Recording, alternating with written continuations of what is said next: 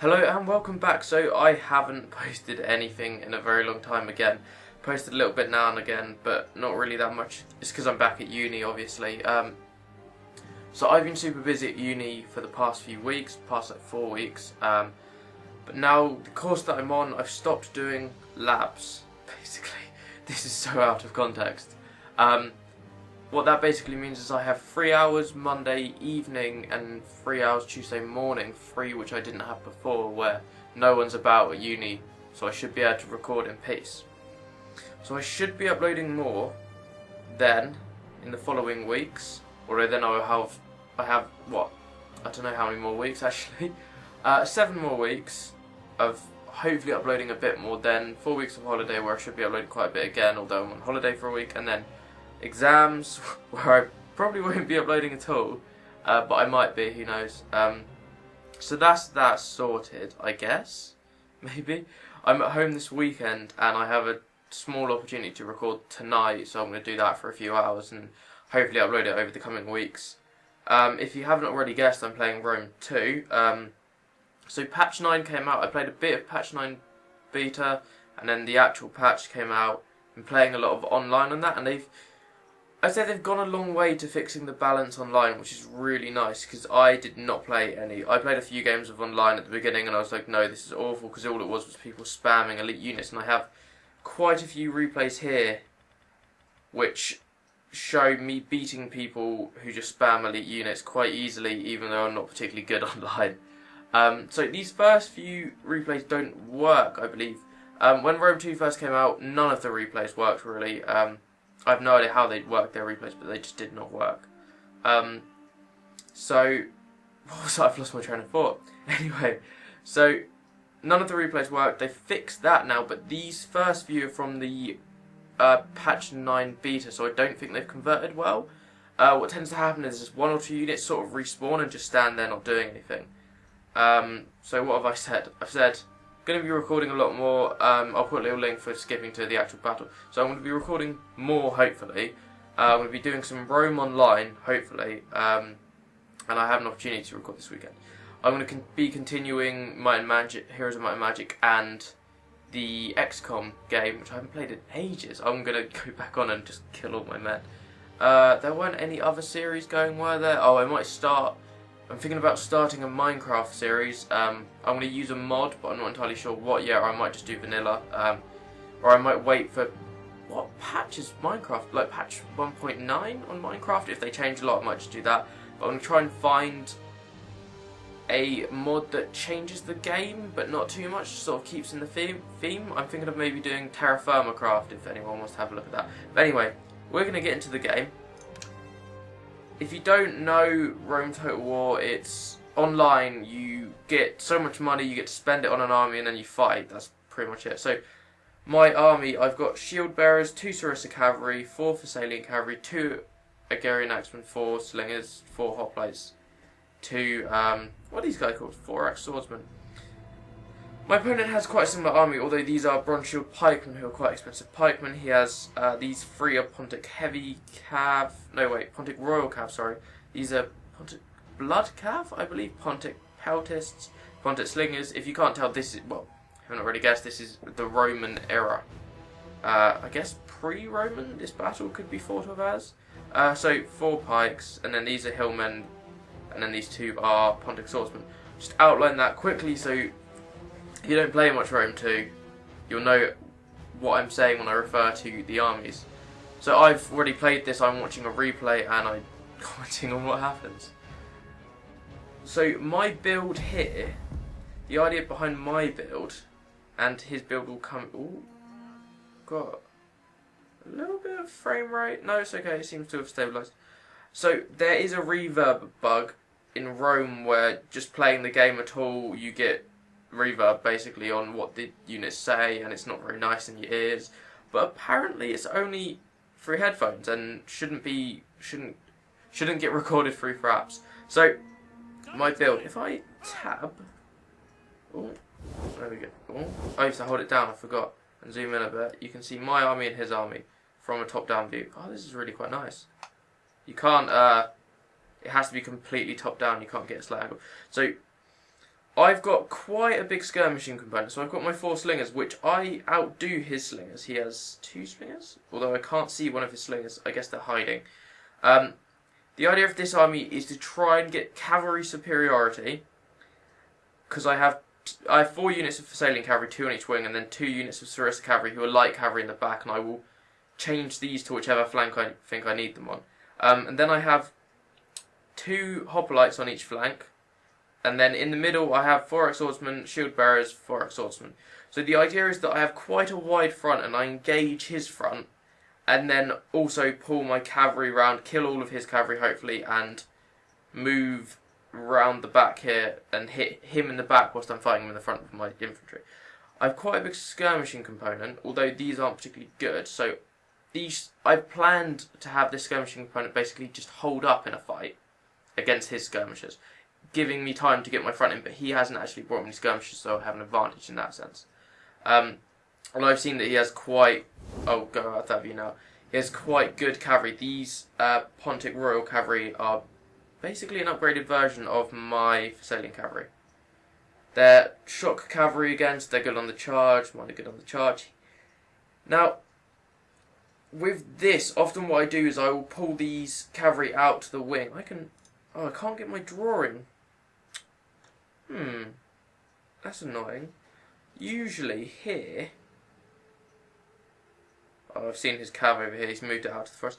Usually here there's little things where you can draw. Wait, let's have a little look. Controls, battle interface. No, it doesn't seem like any of this, is it? How strange. Anyway, I've seen other people draw on replays. So, I will pull my cavalry round out the side here, in the hopes that I can engage his cavalry on their own, destroy his cavalry basically with mine, and then engage the front and come round back with my cav and just destroy him.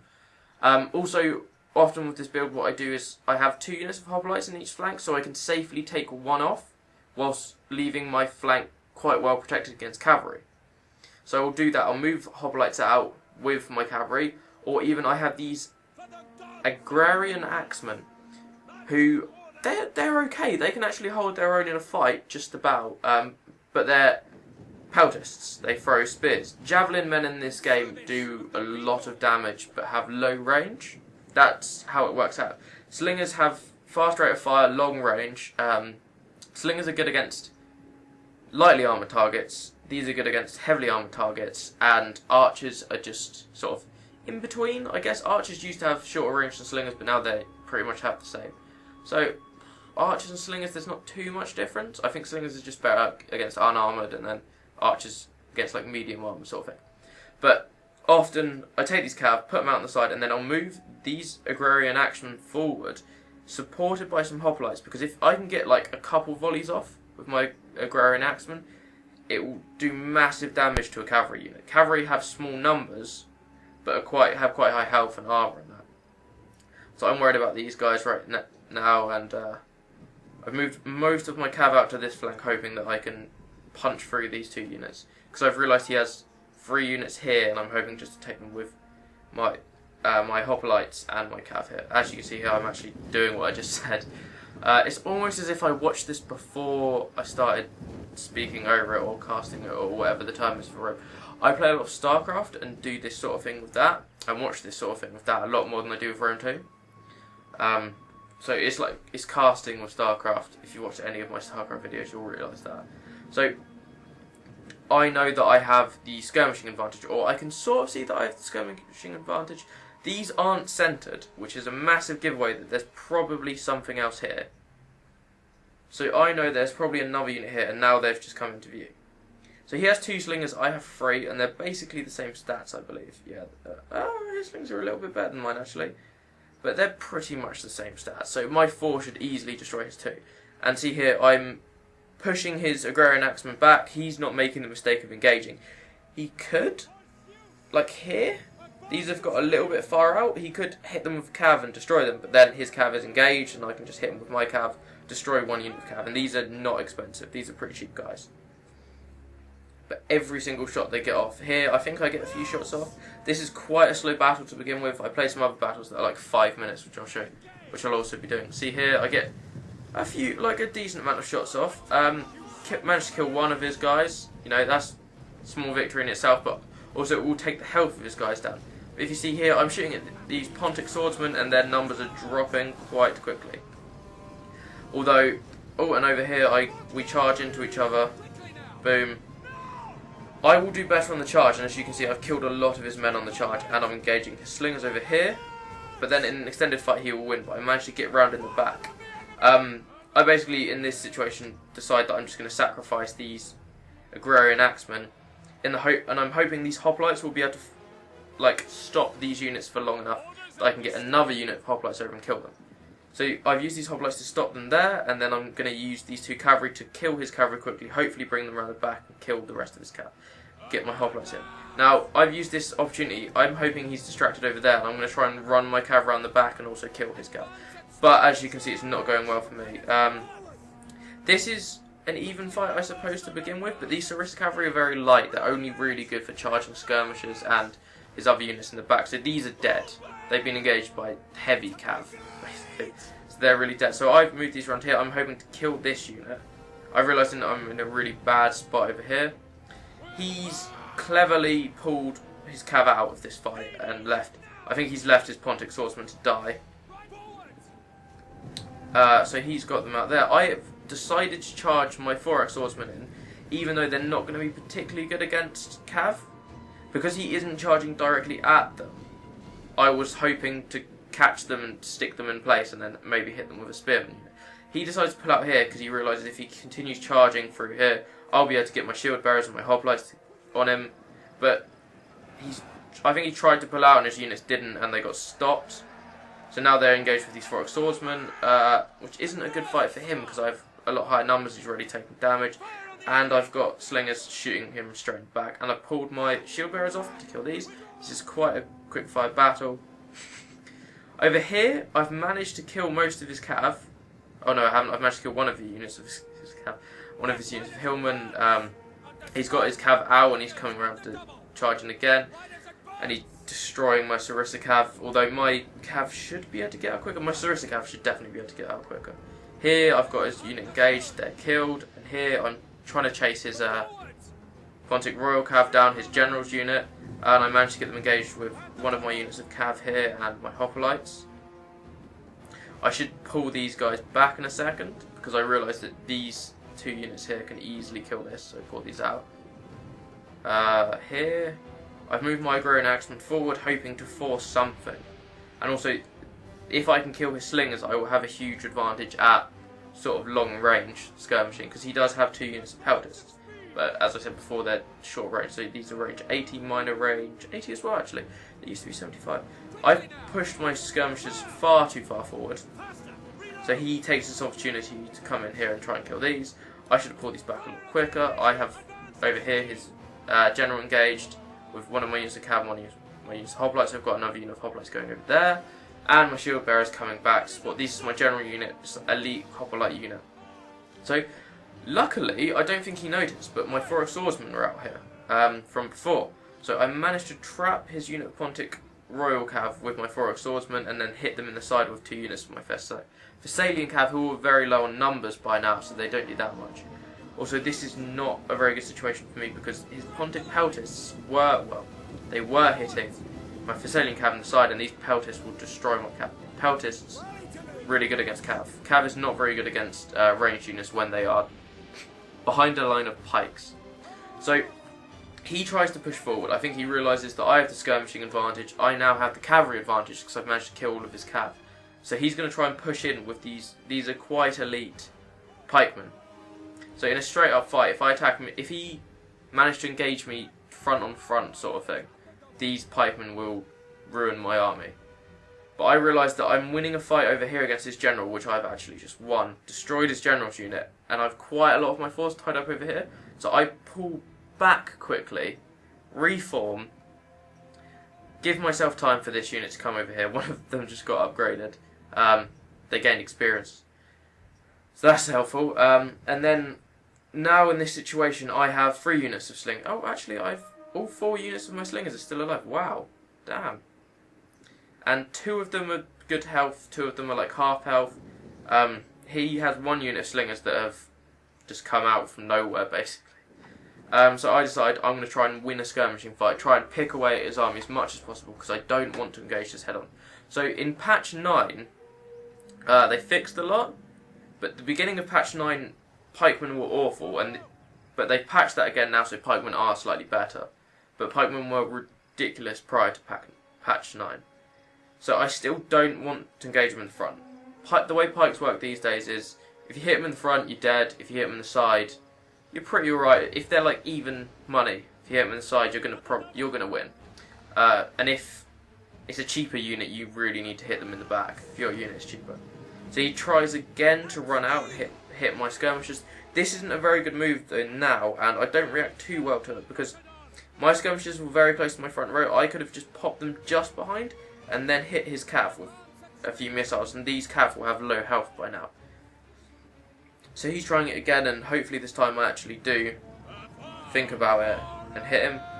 Although he's come way too close in, and I've managed to hit him with my hoplites. Now he did get a charge, and he did do a lot of damage. If you see here, I've got quite a few dead men, although a lot of them are just lying on the floor. I do stop him, and I do manage to get some cav on the side. The Sarissa cav didn't get a very good angle, and these guys aren't going to get a very good angle either. I should have maybe pulled them around the back and hit him. So it's looking pretty good for me right now, although he's now really realised that I have a massive skirmishing advantage and he really needs to do something. Because I'm happy to sit back and just kill all his men with my slingers and then, you know, run in and mop up the remains. So he's coming in quite quickly. He's coming in with quite a short front. So I decide to try and flank and try and get his pikes out of position. Now, I think he probably would have done better taking maybe 1 or 2 units of bronze shield pikemen and then a lot more less good pikemen, cheaper pikemen. Because another thing that's happened in patch 9 is if I select I can't actually select anyone. Oh, I have them selected down here. Here, this encourage symbol, which these have, and also his Pontic Royal Cav will have, that they've increased the value of that basically. Any unit of that has had a massive price increase, and here I've managed to trap in the flank his Hillman and his Pontic Swordsman. So my Thorax Swordsmen are about as good as his Pontic Swordsman. That'll be quite a long fight, but with these supporting, with the flank I would win, but then with these supporting I would lose. But then I do get a charge in, so this is quite a messy little fight here. But I get a charge at the back with Bronze Shield Pike, which is really, really bad for pikes. They do not want to get hit in the back. Round here, I managed to hit these guys when they were running, so now they're not fighting with pikes, they're fighting with swords, and they will not do well fighting with swords. So here, I've managed to get these guys around the back. I was going to try and hit some pikes, but no, actually, I'm not good. I was thinking I was going to hit these, but I'm not going to run over and hit these. Here, I've destroyed his Pontic Swordsman, and I've managed to. These guys have reformed to try and take my cav. My cav are very depleted by now. Now he's hitting these 2 units in both sides with pikes, but I managed to get my Forest Swordsman and General in the back of this unit. So he's pretty screwed, because pikes, you want him in a big line. This unit's not going to do well against these. If you see here, I'm getting pretty horrendously killed here. And I can hear the reverb bug right now. So I get my Thessalian cav into the back of his bronze shield, which evens the odds a bit more, but still is not good because they're so depleted and they're dying here. What I should have done is take these out a lot quicker, because if we look after the game, I think these Pontic Pelters have a lot of kills, and they are very cheap. But here I've got a large amount. He's managed to get some pikes down. Oh, that reverb is horrible. Hopefully it won't show up in recording. So I've just basically got his pike line out of formation and then hit it on all sides. Here, the last unit, I'm getting him in the side and in the back. These guys are going to come around and hit him in the back, but I think they flee quite early. That's good game. I think the problem he had is that he invested a lot of money in units which have the incorrigibility here. Like here, you can see they've got the incorrigibility. It's really hard to do. They really need to sort replays out a bit more. But here, killing them. Probably should have just left by now, but you know. So the incorrigibility has increased the price of all of those units like massively. So it's not really worth taking too many of them, especially having a whole line of them. If we click end replay quickly, here we go. We can see the stats screen. So one of my Thessalian cav units died miserably. 0 kills. Disappointing. But if you see here, 87, 73, and these were on high value units. A lot of these were my Thessalian cav, which are worth, I think this Thessalian cav like 700 and something, and these are like 400.